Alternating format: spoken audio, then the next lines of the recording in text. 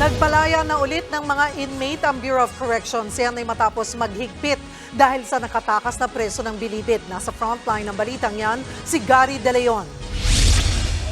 Hirap na maglakad at mahina na ang pandinig. Pero masaya at nakakatanaw pa raw ng pag-asa ang 82 anyos na si Lola Maria, di niya tunay na pangalan.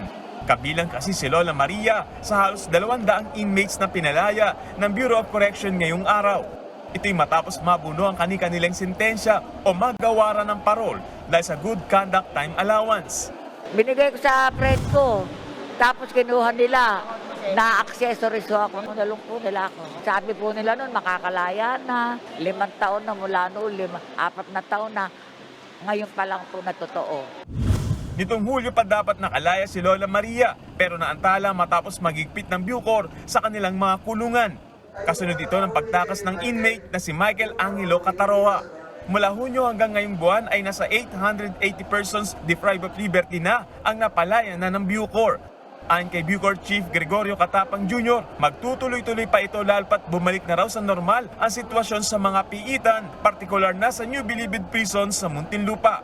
Pinasinungalingan din niya na may mass grave at mga bangkay sa septic tank ng Bilibid. Lumabas na raw kasi ang resulta ng pagsusuri ng mga forensics pathologists ng University of the Philippines. At base rito, hindi galing sa bangkay ng tao ang mga sample na nakuha sa septic tank. Na-forensic yun, pero hindi raw siya human remains. Wala namang mass grave eh. So we already submitted to DOJ and then Congress na finally na-resolve na yung issue. Kung wala naman talagang mass grave, di so be it.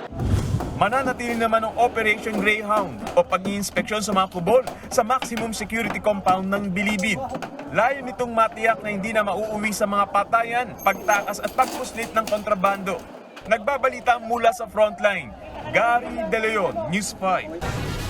Mga kapatid, Cheryl Cosin po, huwag maging huli at maging una sa lahat para sa tuloy-tuloy na balitaan at karagdagang impormasyon sa mga napapanahong issue ng lipunan. Tumutok lamang at mag-subscribe sa social media pages ng News 5.